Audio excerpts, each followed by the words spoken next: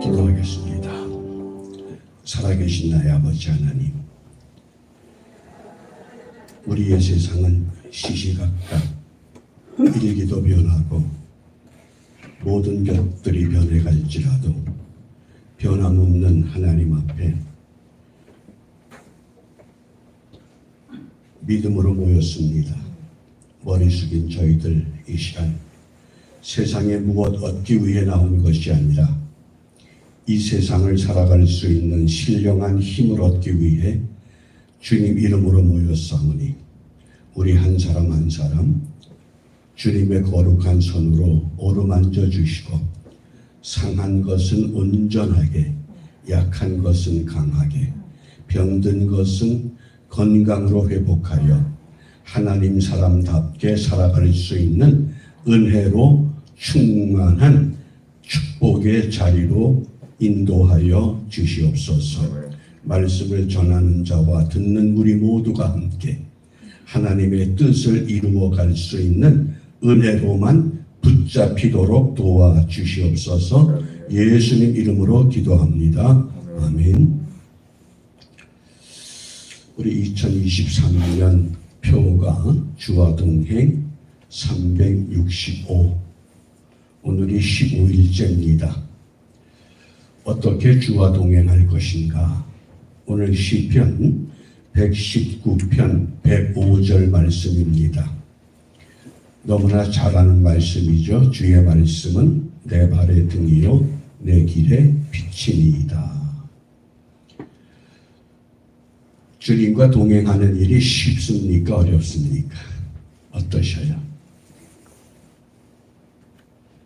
가장 쉽기도 하고 가장 어려운 것이 주와 동행하는 겁니다.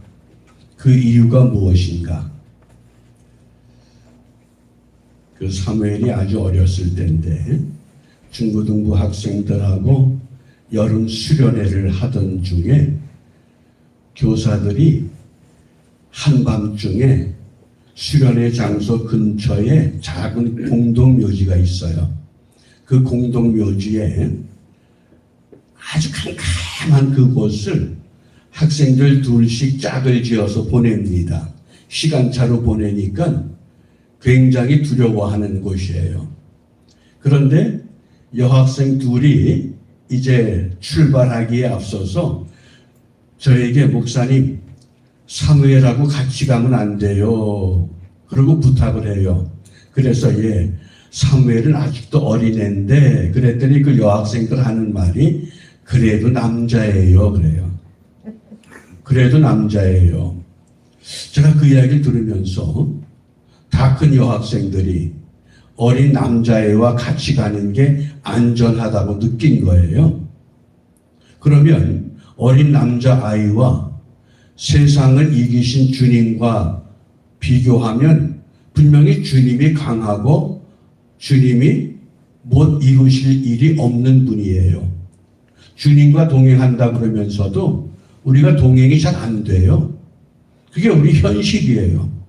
왜 그럴까요? 제가 세 가지 이유를 생각했어요. 첫 번째는 사람은 눈에 보이거든요. 근데 주님은 보이질 않아요. 아무리 강해도 보이질 않거든요.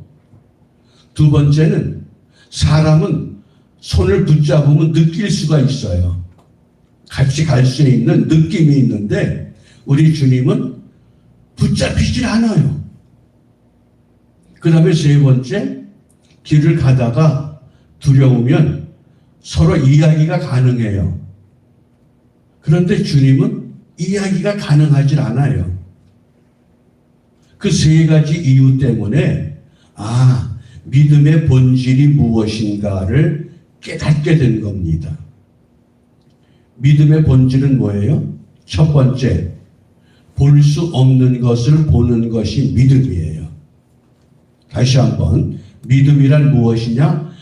보이지 않는 것을 볼 수 있는 것이 믿음이에요.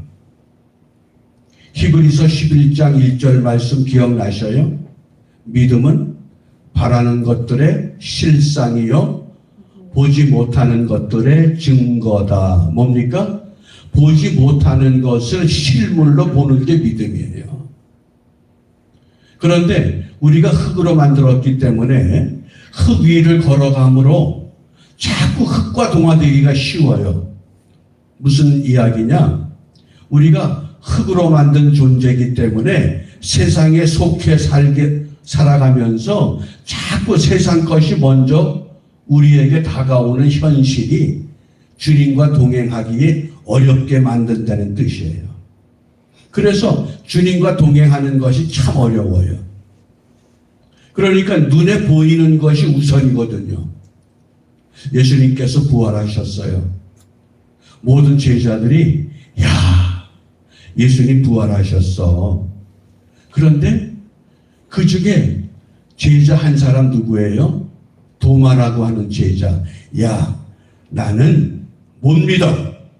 내 눈으로 보고 내 손으로 만져봐야 나 믿어.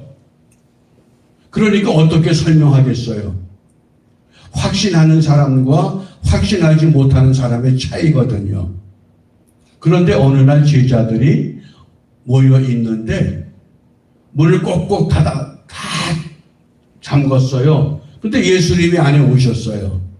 그리고 도마에게 이렇게 이야기하십니다. 도마야, 내 손을 내밀어서 만져봐라. 내 손을 만져보고 내 옆구리를 만져봐라. 그리고 어떻게 말씀하셨어요? 너는 나를 본고로 믿느냐? 보지 아니하고도 믿는 자가 복되다 그러셨어요. 그게 믿음이에요. 우리가 믿음 생활하지만은 보이는 게 없습니다. 그런데도 우리가 보이는 것처럼 살아가는 거예요. 천국을 봤어요? 근데 천국이 보이잖아요. 그게 믿음이라는 거예요. 믿음은 볼 수 없는 것을 보는 것처럼 살아가는 거예요. 그게 보이잖아요. 그게 믿음의 확실한 우리가 증거를 가져야만 합니다. 그 다음에 두 번째, 우리 믿음이란 무엇이냐? 내가 붙잡아야 할 것을 잡는 게 믿음이에요. 사무엘의 손을 붙잡는 것보다도 주님의 손을 붙잡아야 되는데 우리 현실은 그렇지 않거든요. 마태복음 16장에 보면 예수님께서 제자들에게 질문을 던집니다. 얘들아, 사람들이 나를 누구라고 하더냐? 그러니까 제자들이 제각기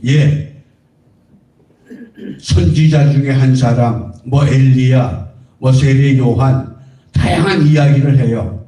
그때 베드로가 놀라운 고백을 하잖아요. 주는 그리스도시요 살아계신 하나님의 아들입니다.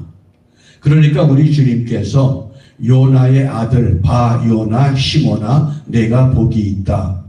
이런 것을 깨닫게 한 것은 사람이 아니라 하늘에 계신 내 아버지다.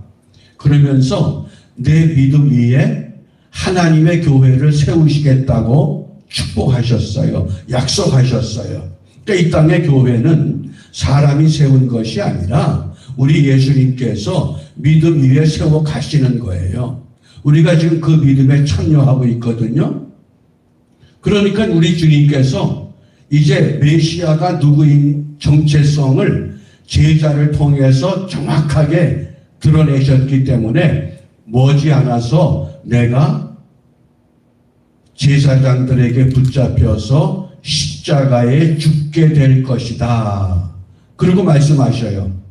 그러자 베드로가 어떻게 고백을 합니까? 선생님, 예수님을 붙들고 말하기를 절대 그런 일은 있을 수 없습니다. 어떻게 그런 일이 있을 수 있어요? 내가 받겠습니다. 그런 일은 있을 수 없습니다. 그러자 예수님께서 베드로를 꾸짖습니다. 사탄아, 내 뒤로 물러가라. 신앙 고백을 해서 그 믿음 위에 교회를 세워주시겠다고 약속하시고 축복했던 주님께서 갑자기 베드로를 꾸짖어요. 사탄아, 물러가라. 그러면서 그 다음 말씀이 왜 하나님의 일을 생각하지 않고 사람의 일을 생각하느냐. 바꿔 말하면 왜 하나님의 방법을 따르지 않고 사람의 방법을 먼저 주장하느냐 그 뜻이에요.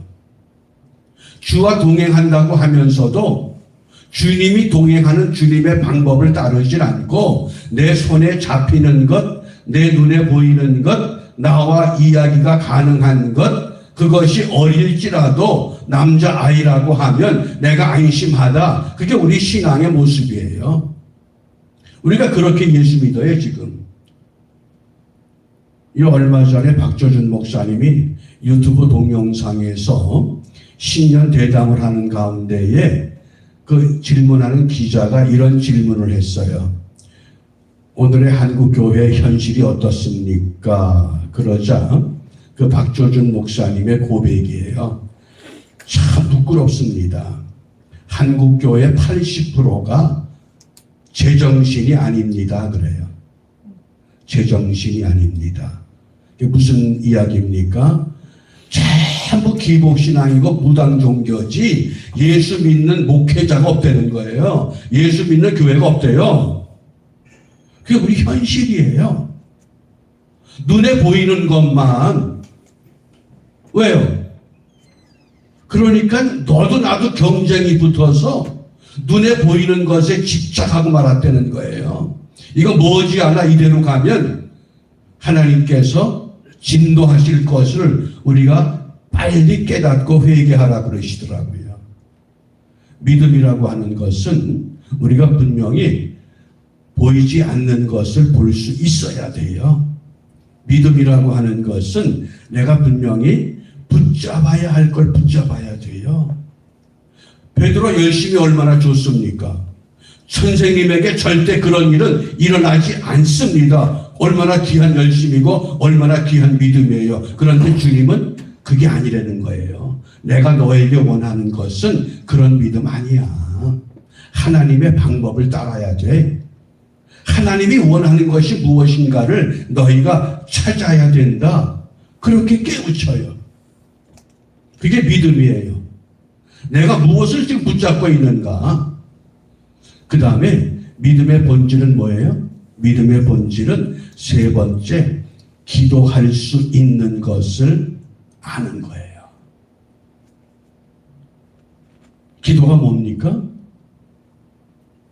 기도라고 하는 건 분명 우리 예수님께서 요한복음 16장 24절 지금까지는 너희가 내 이름으로 아무것도 구하지 아니하였으나 구하라. 그리하면 응답해 주시겠다고 말씀하셨어요. 그런데 우리가 기도하는 것 내용들을 보면 무엇을 기도합니까? 거의 모든 기도가 다 자기 중심이에요. 제가 목회 이제 이 정산을 하면서 내가 참 우리 가족들한테 미안한 게 있어요. 우리 가족들을 위해서 내가 기도를 안 해봤어요.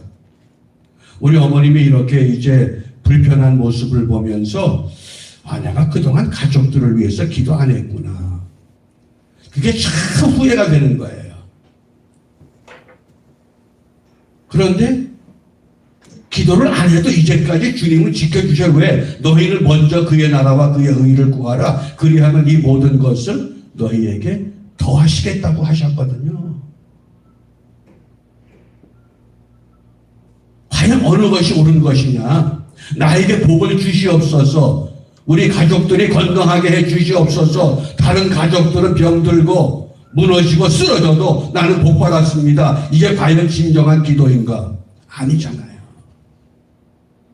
그래서 사도 바울이 빌립보서 4장 6절 7절에 아무것도 염려하지 말고 오직 모든 일에 너희가 기도할 것을 구하라 그랬어요. 무엇을 기도하느냐? 우리가 무엇을 기도해야 돼요? 우리 주님께서 그러셨잖아요. 너희들 무엇을 기도할래? 먹을 거 구할래? 입을 거 구할래? 거주할 거 구할래? 그런 거 하지 말자 우리. 그의 나라와 그의 의를 우리가 한번 기도해 보자. 그렇게 말씀하시거든요. 근데 우리가 솔직한 고백이 예수를 믿는다 그러지만은 어때요? 저와 여러분들이 정말 내가 예수님을 따라갑니까? 예수님을 본받고 살아갑니까? 문득 내가 이게 잘못된 길을 가고 있구나. 그걸 수시로 느낄 때가 많아요. 그럼 또 다시 방향을 바꿔야 돼요. 이 불교계에서 가장 존경받는 스님이 한 분 있어요. 1953년 울산광역시에서 태어난 스님인데 그분의 그 법명이 법륜이에요. 법륜.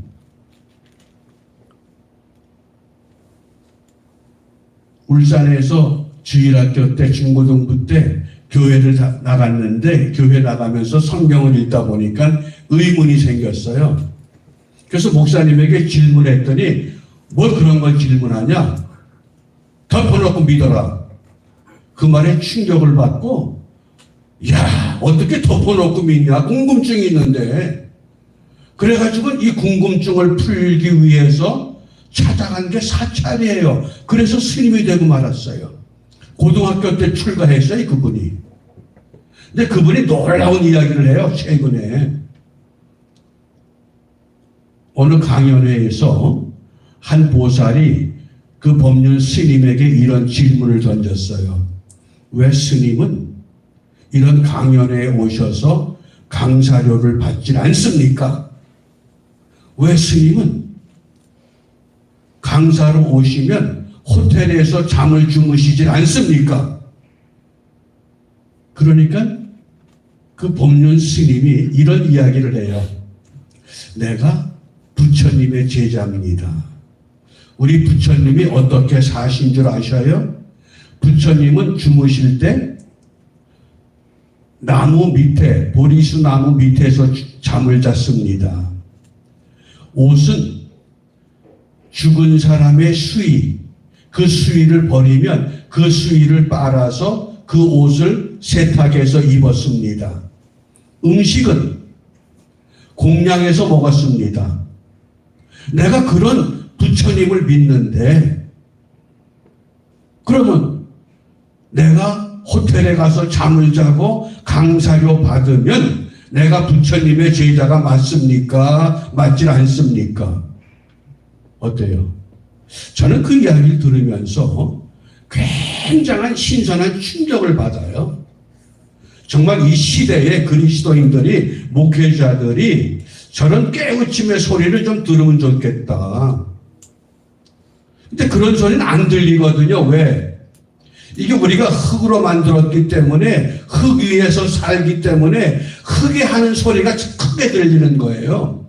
누가 복을 받았대, 누가 큰 집을 샀대, 누가 어떤 차를 샀대, 누가 어떤 집을 지었대. 그러면서 그 법륜 스님이 그 다음 고백이 내가 부처님한테 가르침을 받는데 부처님에게 교육비를 한 푼도 안 냈대요. 교육비를 안 냈는데 내가 어떻게 강사료를 받겠냐. 돈도 안 내고 배웠는데 나도 내가 배운 거 여러분들에게 그냥 가르쳐야지. 그리고 잠은 어디서 자느냐? 공항이 얼마나 좋냐 이거예요. 좋은 의자, 여름에는 에어컨, 겨울에는 히팅, 화장실도 좋고 거기서 잠을 자면 되고. 그분이 정토회에 소속이 되어 있는데 정토회에 소속돼서 자기가 여기 오면서 중간에 국수 한 그릇 먹으면 국수 한 그릇 먹은 영수증 주면 그 돈은 받는다는 거예요. 뭐가 필요하냐는 거예요. 그리고 이 자기 그 적상, 이 옷이 수백 벌 있으면 뭐하냐요. 이거 누가 입겠냐는 거예요. 그러니까 한두 벌 바꿔 입을 거 있으면 됐고. 그런데 뭐가 그렇게 너는 할 것 없이 지금 잘못 돌아간다는 거예요. 그렇잖아요. 불교계도 그렇고 기독교도 그렇고 가톨릭도 그렇고 모든 종교가, 모든 사회, 모든 문화, 모든 예술이, 모든 정치가 지금 미쳐서 잘못 돌아간다는 거예요. 그리고 우리가 정신을 차려야 돼요. 왜? 주와 동행하려고 하면 우리가 예수님을 믿으면 예수님을 닮아가야 되잖아요. 예수님을 닮는다고 하는 것은 예수님이 살으신 그 삶을 쫓아가는 거예요. 예수님이 어떤 삶을 사셨어요? 근데 우리는 예수님보다 너무 화려한 걸 지금 즐기고 있거든요. 그러면서도 여전히 또 복을 달라고 그래요. 예수님보다 더 부자 되길 원하고, 예수님보다 더 많은 걸 소유하길 원하고, 예수님보다 더 큰 걸 갖고자 하는 게 여전히 우리 이 마음의 욕망 가운데 지금도 도사리고 있단 말이에요. 우리가 이런 삶을 살면서 과연 어떻게 주와 동행하겠느냐? 어떻게 주와 동행하겠어요? 그래서 제가 이제 앞으로 설교 차례가 되면 첫 번째 주와 동행, 말씀으로 동행하자. 오늘은 그 첫 번째 말씀으로 동행하는 거예요. 두 번째는 어떻게 동행하느냐? 기도로 동행하자. 기도하는 거예요. 세 번째 찬송으로 동행하자. 이 세 가지예요. 그런데 가장 쉬운 거예요. 그런데도 가장 어려워요. 가장 쉽지만 가장 어려워요. 왜 쉬운데 어려우냐?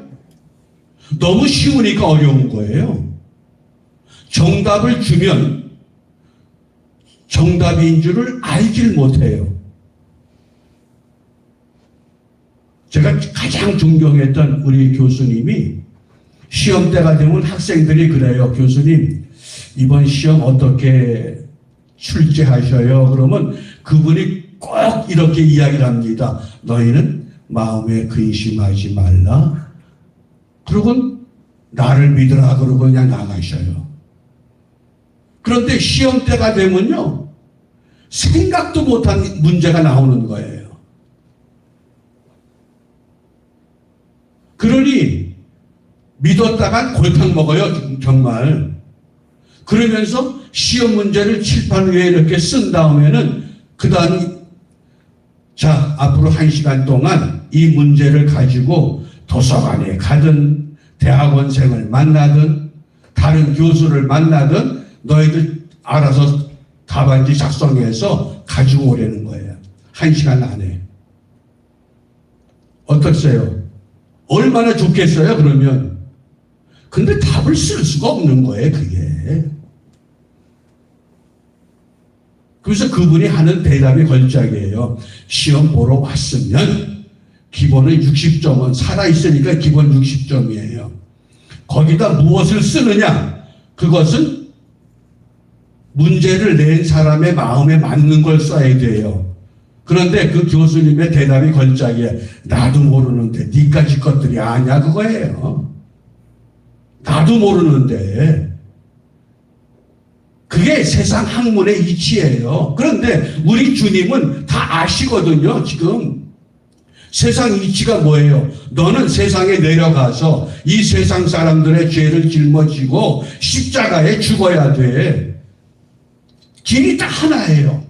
그런데 베드로가 용감히 나서가지고 선생님을 붙들고 절대 그런 일이 있을 수 없습니다. 내가 막습니다. 내가 같이 죽겠습니다. 그게 죽어져요? 안 되는 거예요. 왜? 하나님의 방법이 다르거든요.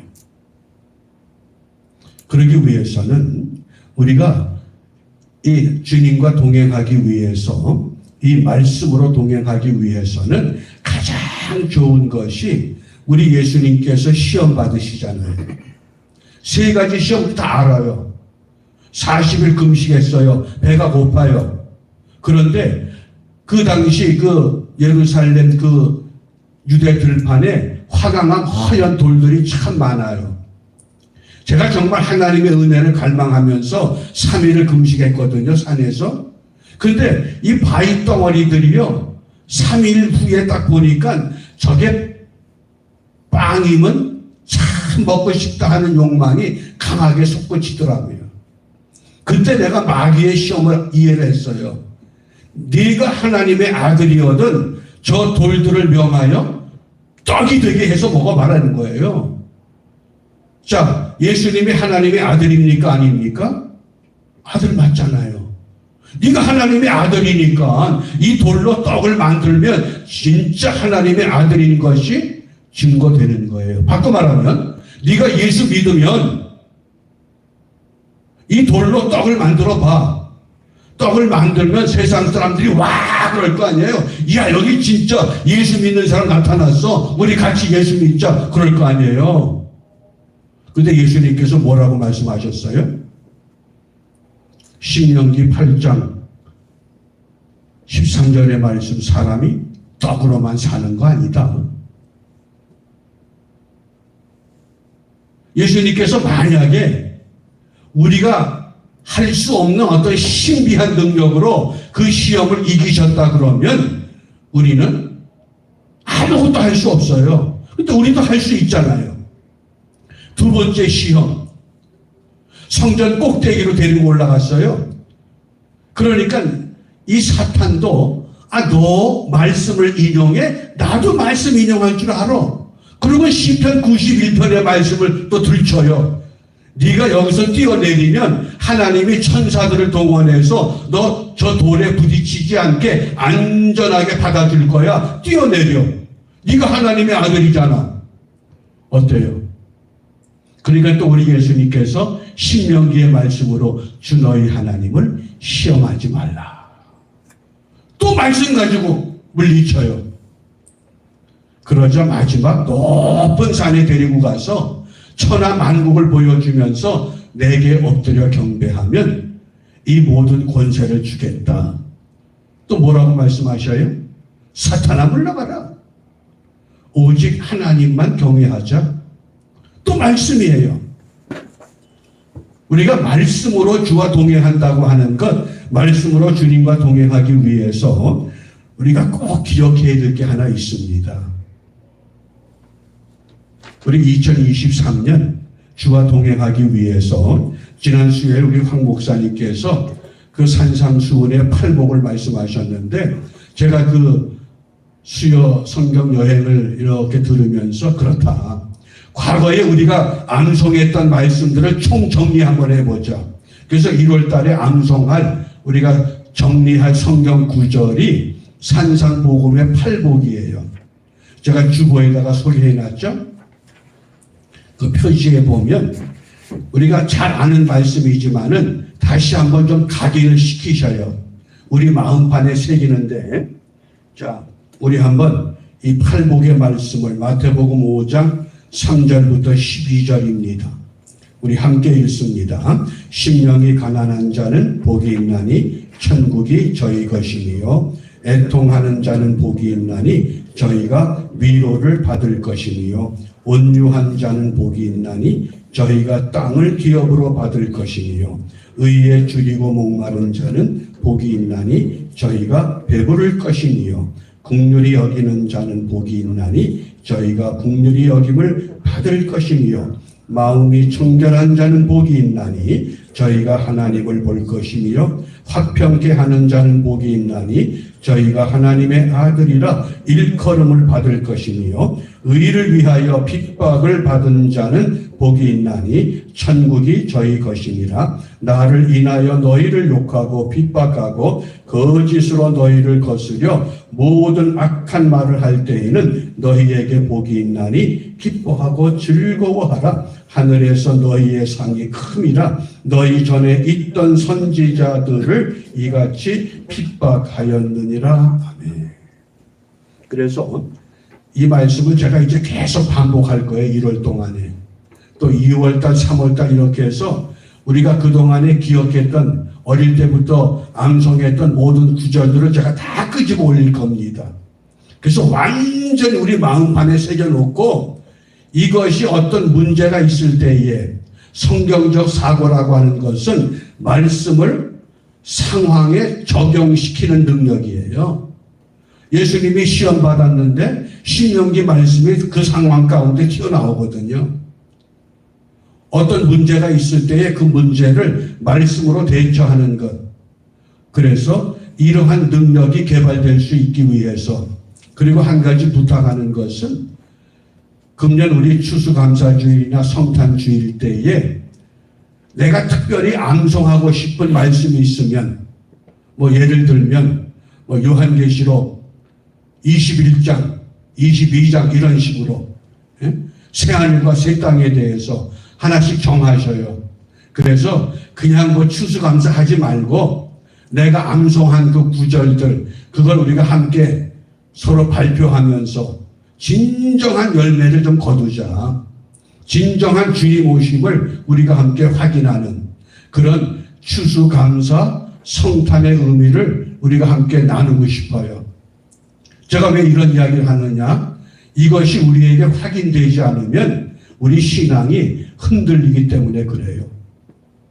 제가 얼마 전에, 꽤 오래전에 한번 소개했죠. 남대문 교회 그 원로 목사님이셨던 배명준 목사님. 그분이 제가 온산에 있을 때에 저희 교회에 오셔서 그런 이야기를 하셔요. 저희 교회 옆에 그 마을에 당수나무가 있는데 목사님이 사시던 동네에 황해도에서는 당수나무라고 하질 않고 붉은나무라고 그러는데요. 불악의 근본이 되는 나무, 붉은나무. 그런데 어릴 때에 어느 선교사님이 작은 성경책을 하나 주셨대요. 이 말씀대로 믿으면 귀신을 이길 수 있다. 그러니까 어린 아이니까 얼마나 단순해요. 이 붉은 나무에 제사를 지내는 걸 보면서 이 목사님이 충격을 받은 거예요. 어린 아이니까. 그래가지고 하루 저녁에 성경책을 다 찢어가지고 풀을 칠해서 그 붉은 나무에다가 붙이기 시작을 했대요. 밤새도록 붙였는데 날이 밝으니까 동네 사람들이 붉은 나무를 보니까 어떻게 됐어요? 나무가 허연 거예요. 누가 이 짓거리 했는가? 그러고 종이를 보니까 뭐예요? 성경책을 붙여놓은 거예요. 그래서 이 짓거리 한 놈이 누구야? 그러고 수소문을 했더니 배씨 집안의 아들이 되는 거예요.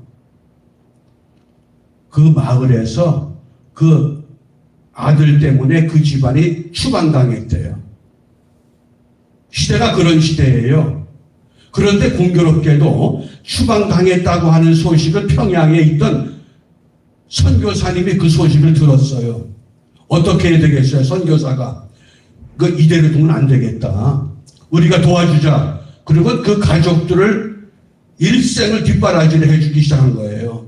그러면서 그 목사님이 젊어 학생 때에 너는 특별한 하나님의 은혜로 일본에 가서 신학 공부를 시켰대요.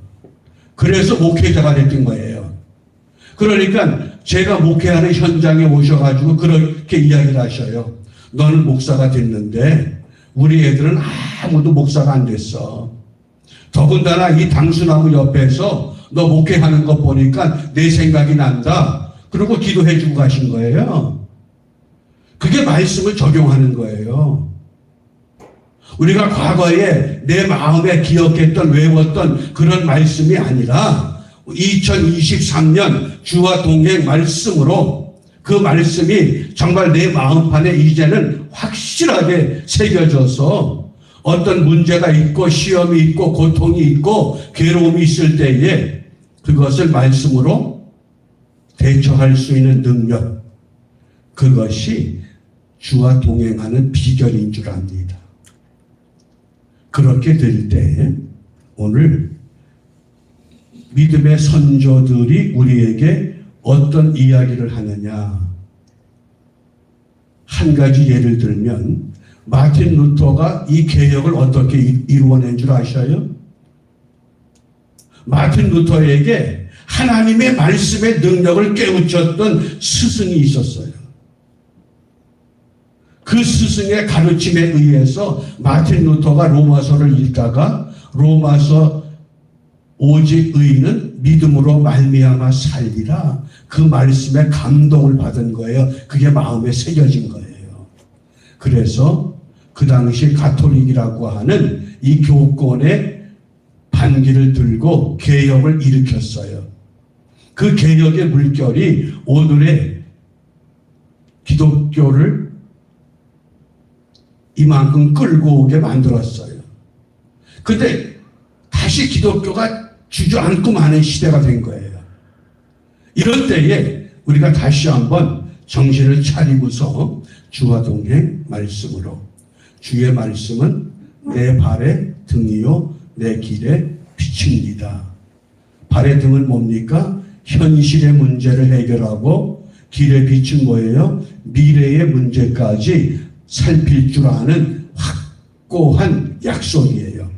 이런 약속을 우리가 마음에 담으면서 1월 한 달 이 팔복의 말씀을 꼭 마음에 두시고, 이제 2월달 제가 또 기도하면서 우리가 암송할 말씀을 또 소개할게요. 그래서 매월 암송을 하는데, 이거 우리가 단체로 암송하는 것이고, 추수감사절이나 성탄절 때는 각자 내가 꼭 암송하고 싶은 말씀. 인천의 그 어느 신학교는요, 4년 동안 학생들에게 신학 과정을 하면서 요한복음 1장부터 22장까지 암송을 시켜요. 아무리 성적이 좋아도 요한계시록 1장부터 22장까지 암송을 안 하면 졸업을 안 시켜요. 근데 놀라운 건 유명한 신학교 아니에요. 그곳을 졸업한 학생들이요, 말씀이 견고해져서 어디를 가든지 정말 이 시대에 이단이 무엇이냐, 재림이 무엇이냐, 이것의 분명한 메시지를 전달하고 있다는 사실입니다. 그래서 크고 작은 것이 중요한 것이 아니라 정말 살아있는 하나님의 말씀이 내 안에 박혀 있는가, 그 말씀에 의해서 우리의 삶의 방향을 함께 결정하고, 그 결정된 것이 우리 뉴욕의 새로운 하나님의 바람을 일으킬 수 있는 은혜를 함께 기도하고, 그 부흥의 우리가 꿈을 함께 꾸는 소망의 2023년이 될 수 있기를 주님의 이름으로 부탁하며 축복합니다. 기도하겠습니다. 우리 한번 다 같이 통성으로 기도합니다.